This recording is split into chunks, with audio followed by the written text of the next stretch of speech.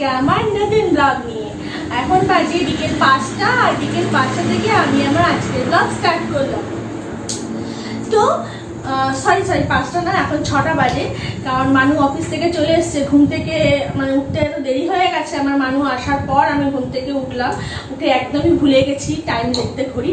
তো আমার ছেলে 5টায় বললো না আমার 6টা বাজে। তো যাই হোক, চাটা বিকেলবেলায় আমাদের খাওয়া হলো। আর মানু বেকারি থেকে ক্রিম রোল নিয়ে এসেছিলো, সেই ক্রিম রোলে রিকাশে খেলো, রিকাশে দুধ বিস্কুট খেলো না। আজকে সকালবেলায় ফ্লিপকার্ট থেকে একটা জিনিস এসেছে জানো, মানুষ আমাকে সারপ্রাইজ দিয়েছে। সারপ্রাইজ কি সারপ্রাইজ, তাই বেডশিটটা surprise. Actually surprise in that sense, তোমরা ভাবে বেডশিট আবার কিসের সারপ্রাইজ। সারপ্রাইজ এই কারণে, আমি যখন গুজরাটে ঘুরতে গেছিলাম, ঘুরতে যাওয়ার সময় রাজস্থানে গেছিলাম ঘুরতে, তখন আমি এই ধরনের বেডশিট ওর কাছে ডিমান্ড করেছিলাম। তো তখন যাই হোক, ও মানে কিনে দেয়নি আমাকে, কারণ হচ্ছে প্রচুর লাগেজ হয়ে গেছিলো। আর পুরো রাজস্থান ট্যুর বুঝতেই পারছো, অনেক দিন ধরে মানে আমাদের ট্রাভেলিং করতে হচ্ছিল। আর এত ব্যাগেজেস নিয়ে করা পসিবল হয়ে উঠছিল না। ওকে আর মানুকে সমস্ত কিছু মানে দেখতে হচ্ছিল, আর না হয় কুলির ভরসা। তো সেই জন্য আর সব জায়গাতে সবসময় যে কুলি পাওয়া যাবে সেটাও মানে বলা যাচ্ছিল না। তো সেই জন্য ও বললো যে তুমি এক কাজ করো, এটা আমাদের এখানে পাওয়া যাবে। আমাদের এখানে আসার পর আমি দোকানগুলোতে প্রচুরবার মানে খুঁজে কিন্তু আমি এই সেম প্রিন্ট পাইনি, কোনোটার কোয়ালিটি ভালো না, হ্যাঁ তেন। তো অনলাইন তারপরে মানুষ ভুলে গেছিলো, ইভেন আমিও ভুলে গেছিলাম এই বেডশিটটার কথা। অনলাইনে পাওয়া যায় সেটা অতটা খেয়াল ছিল না। তো যাই হোক, ও অনলাইন ফ্লিপকার্ট থেকে যখনও দিল এটা দেখে আমি তো খুব হ্যাপি হয়ে গেলাম। আর সব থেকে ভালো বা মজার ব্যাপার কি জানো, আমি ওখানে যেমন টাইপের দেখেছিলাম, যে জিনিসটা আমি পছন্দ করেছিলাম ঠিক সেম এসছে। ইভেন মেটেরিয়ালও খুব সুন্দর এসছে ফ্লিপকার্ট থেকে। এটার দাম পড়েছে আবার 350 মাত্র। তোমরা যদি কেউ নিতে চাও নিতে পারো, আমি এর লিঙ্কটা আমার ভিডিওর সাথে দিয়ে দেবো। তো এখন যেহেতু করোনা নিয়ে বিশাল চারধারে ছড়িয়ে পড়েছে, বাইরে কোথাও যে অফলাইন শপিং করবো সেটা একদম পুরোপুরি বন্ধ হয়ে গেছে। আমাদের সামনে দুর্গাপুর বাজার আছে, ওটাকে আজকে সিল করে দেওয়া হলো, কারণ কি ওখানে বেশ কিছু পরিমাণে স্প্রেড করেছে। তো মানে টু মাচ স্কেয়ার, কারণ দুর্গাপুর বাজারের সঙ্গে আমাদের ডিস্টেন্স ম্যাক্স টু 2 কিলোমিটার। তো যখন অত দূর যখন চলে এসছে, আর আমার মায়ের বাড়ি থেকে একদমই জাস্ট সামনে, বাপের বাড়ি থেকে। বাবা এজেড পার্সন, ব্রিদিং প্রবলেম আছে, তো হার্টের প্রবলেম আছে, এই সমস্ত কারণে ভীষণ টেনসড আমরা বলতে পারো। আবার আমি নিজেও খুব একটা সুস্থ নয়, তাই জন্য মানু খুব টেনসড আমাকে নিয়ে। আমি বললাম ভালোই হয়েছে, আর মরে গেল তুমি নতুন বউ পাবে, বলছে এই মার্কেটে দেখি নতুন বউও পাওয়া যাবে না, কিরকম চিন্তা করো। তো যাই হোক, এই হচ্ছে ব্যাপার। তো অবস্থা মোটেই ভালো নয়, কন্ডিশন মোটেই ভালো নয়। এর ভিতরেও তোমাদের সাথে আমি একটু মজার কথা বলি, যাতে তোমাদের মনটা ভালো হয়ে যায়। কারণ সবসময় টিভিতে শুনছিলাম, দেখছিলাম কলকাতায় প্রচুর পরিমাণে স্প্রেড করেছিল, এগুলো জাস্ট নিউজে দেখছিলাম। আর আমরা খুব শান্তিতে ছিলাম যে আমরা দুর্গাপুরে সেফ, আমাদের দুর্গাপুরে স্প্রেড করেনি। বাট সত্যি টু মাচ টেনশনের ব্যাপার যে দুর্গাপুরে কিন্তু অলরেডি এটা স্প্রেড করে গেছে। তো কিছু বলার নেই, এইরকম কন্ডিশনে নিজেকে প্রচুর পরিমাণে সেফ রাখতে হবে। আর কাল থেকে মানুকে আমি সকালবেলায় যতই কষ্ট হোক ভোরবেলাতে উঠে রান্না করে দেবো, জলের বোতল দিয়ে দেবো, কারণ এই সময় canteen is not safe for him.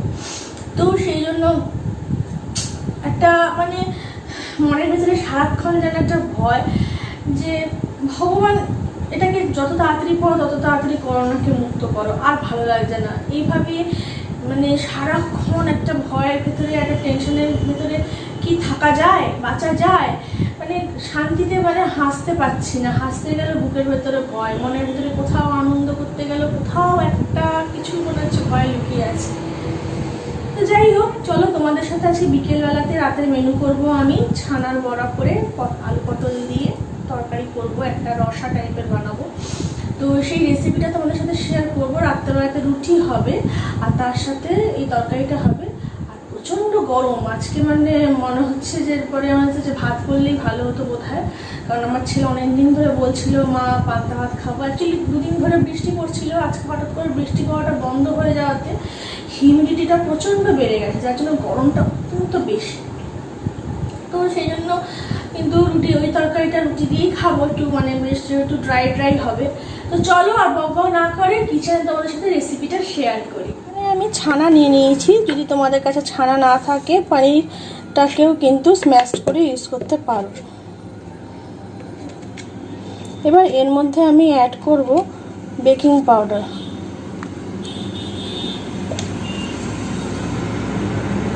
দিয়ে দেবো কর্নফ্লাওয়ার, এটাকে বাইন্ডিং করার জন্য।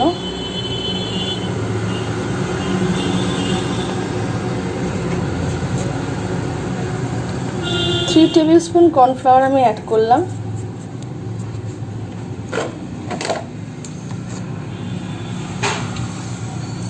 দিয়ে দিলাম লবণ পরিমাণ মতো, দিয়ে এবার এটা ভালো করে চটকে মেখে নেব।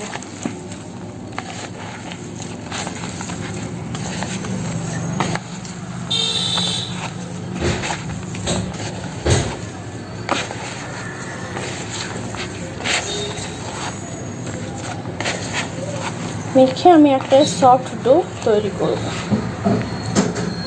প্রথমে কড়াইয়ের মধ্যে আমি হোয়াইট রিফাইন অয়েল নিয়ে নিয়েছি বেশ খানিকটা, তেল গরম হওয়া পর্যন্ত অপেক্ষা। এবার দেখো আমি ছানার কিছু বলস বানিয়ে নিয়েছি, সুন্দর করে হাত দিয়ে শেপ করে নিয়েছি। তোমরা তোমাদের মন চায় শেপ তৈরি করতে পারো। আমার তেল গরম হয়ে গেছে এর মধ্যে। এবার আমি আস্তে আস্তে ছানার বড়াগুলি ভেজে নেব।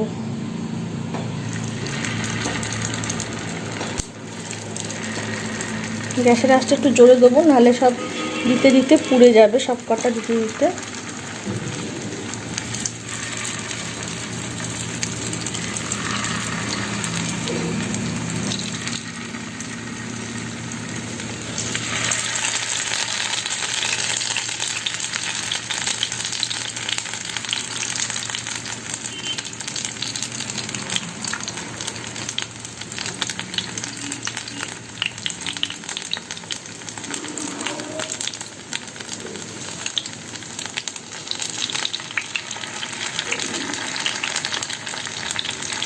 আর দেবো না, এগুলো ভেজে নেওয়ার পর এপিট ওপিট উল্টো পাল্টা করে আমি ভেজে নেবো। বড়াগুলিকে এবার একটি চামচের সাহায্যে আমি হালকা হাতে উল্টো দেবো।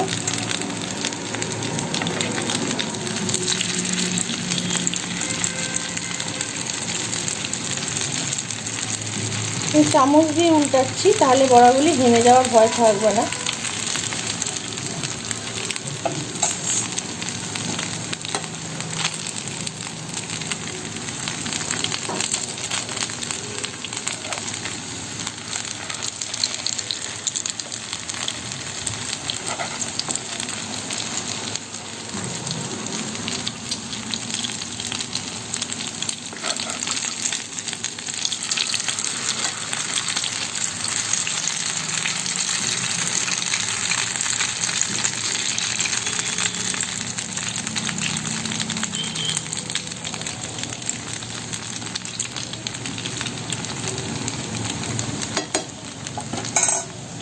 ছানার বড়া আমার রেডি হয়ে গেছে।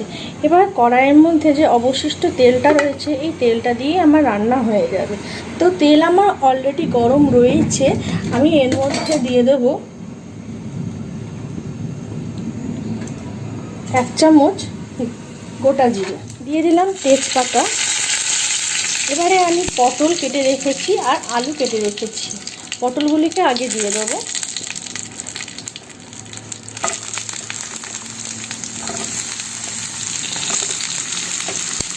পটলগুলোকে আগে আমাকে সুন্দর করে ফ্রাই করে নিতে হবে। নুন আর হলুদ দিয়ে পটলগুলোকে ফ্রাই করে নেব।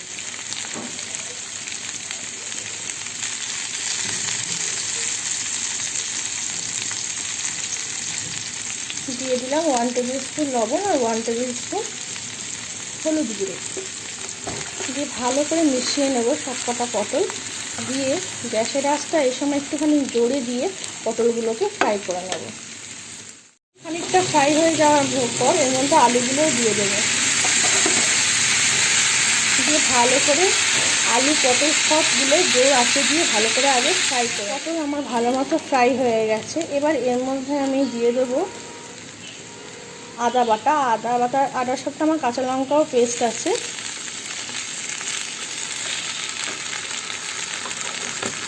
দিয়ে দেবো ধনে গুঁড়ো 1 টেবিল স্পুন,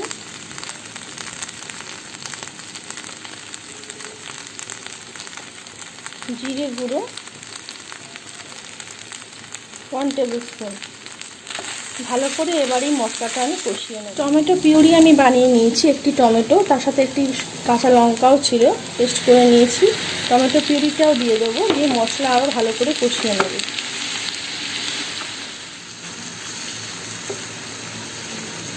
এবারে আমি এর মধ্যে দিয়ে দেবো 1 টেবিল স্পুন মিষ্টি।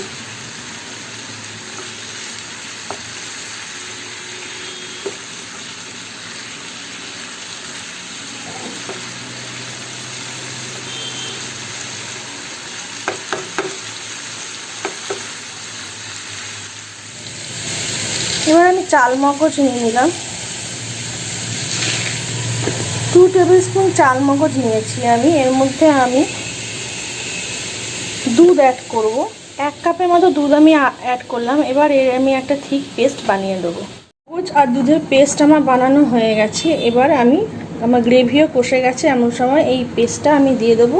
পটটা ধুয়ে যে জলটা সেটাও দিয়ে দেবো। এটা একটুখানি জলটা বেশি রাখতে হবে, কারণ ছানার বড়াগুলো পড়লে জল টেনে নেবে পুরো রসটা, তাই একটু বেশি করেই ঝোলটা রেখেছি। প্রথমে গ্যাসের আঁচটা জ্বলে দেবো, যখন ঝোলটা ফুটতে শুরু করবে তখন আবার সিম আঁচ করে দেবো, কারণ আমার আলুগুলো এখনও পর্যন্ত সেদ্ধ হয়নি ভালো মতো।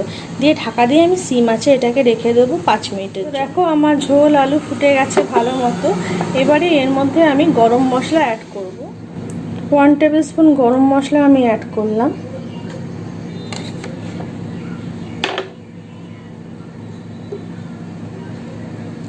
আর এর মধ্যে যে ভাজা বড়াগুলো আমি ভেজেছিলাম সেগুলি দিয়ে দেবো।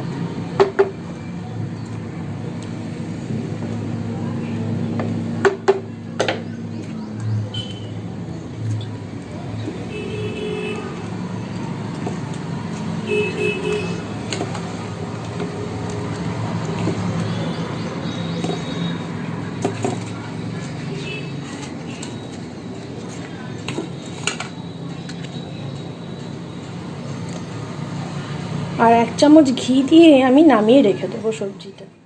এর মধ্যে আমি 1 চামচ ঘি অ্যাড করলাম, দিয়ে এবারে ঢাকা দিয়ে সবজিটা আমি রেখে দেবো। আমাদের রাতের ডিনার কমপ্লিট হয়ে গেল। আর রাত্রেবেলায় খাওয়া দাওয়ার পর একটুখানি নিউজ দেখছিলাম, আর নিউজে দেখছি সারাক্ষণই নিউজে সুশান্তের কথা একদম পুরো চারিদিকে মার্ডার না সুইসাইড এই নিয়ে ভীষণ কল্পনা চলছিল। তো যাই হোক, এটা পোস্টমর্টম রিপোর্ট বেরোলো, সেখানে ও সুইসাইড করেছে সেটাই ধরা পড়েছে।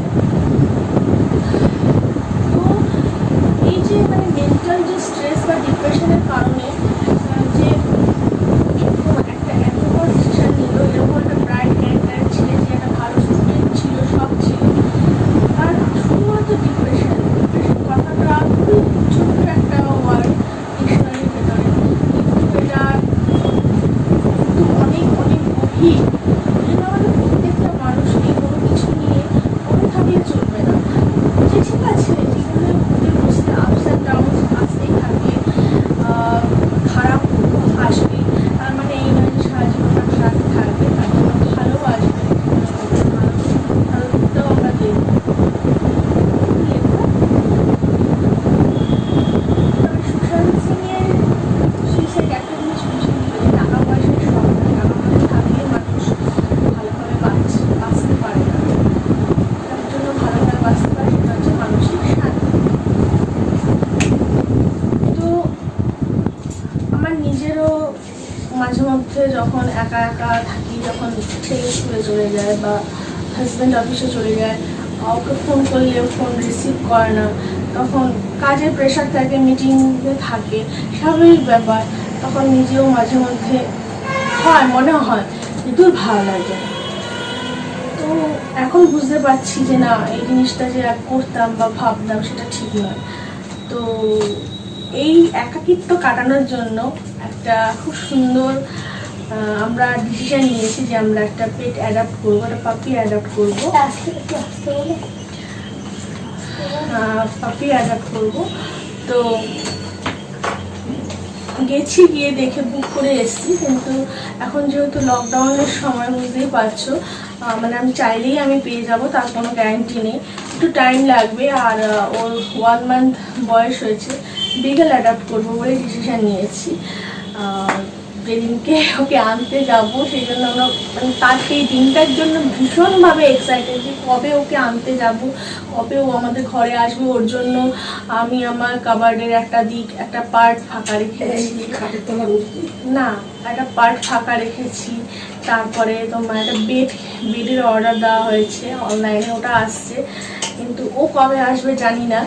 আর যেদিনকে নিয়ে আসবো সেদিনকে নিশ্চয়ই তোমাদের সাথে শেয়ার করবো। আর সেই দিনটা হচ্ছে আমার জীবনের, আমার ছেলে যখন এসেছিলো সেটা যেমন সব থেকে বেস্ট মেমোরেবল ডে আমার লাইফের, এই দিনটাও কিন্তু আমার কাছে খুব খুব মেমোরেবল একটা ডে হিসাবে, কারণ ওটাও আমার একটা ছেলে বলেই বলা যেতে পারে। তো খুব এক্সাইটেড, আর ভালো লাগে না, আর মানে পাচ্ছি না, এতদিন নেবো নেবো নেবো একটা ইয়ে ছিল, কিন্তু এখন যেহেতু পুরোপুরিভাবে ফিক্সড হয়ে গেছে, তো মানে আর জাস্ট থাকা যাচ্ছে না। দেখবে কোনো একটা জিনিস যদি আসছে, হ্যাঁ, এটা যদি তোমার একটা মনে ইয়ে থাকে, কিন্তু তুমি যখন কনফার্ম হয়ে যায় জিনিসটা আসবেই, তখন আর যেন দিন কাটতে চায় না, তখন না কত দিনে জিনিসটা আসবে। তো যাই হোক, দেখি এই ইউকের ভেতরে তো আসার কথা, দেখি কতদূর কি হয়। আমি ভীষণ এক্সাইটেড। তো আজকে তোমার এখন বাজে 11টা, রিকের পড়া প্রায় শেষের মুখে, আর শেষের মুখে রিক জাস্ট আমি খাতা নিয়ে বসেই আছে। আবার আসবো কালকে নতুন ব্লগ নিয়ে। যদি ভালো লেগে থাকে আমার ব্লগটা, ছোট্ট করে একটু লাইক দিয়ে দিও, কমেন্ট বক্সে কমেন্ট করো। যারা ফার্স্ট টাইম চ্যানেলটা এসে ভিজিট করছো, please subscribe my channel. Tata, bye bye, good night, sweet dream. Good night. It's a dream. Stay safe, stay indoors.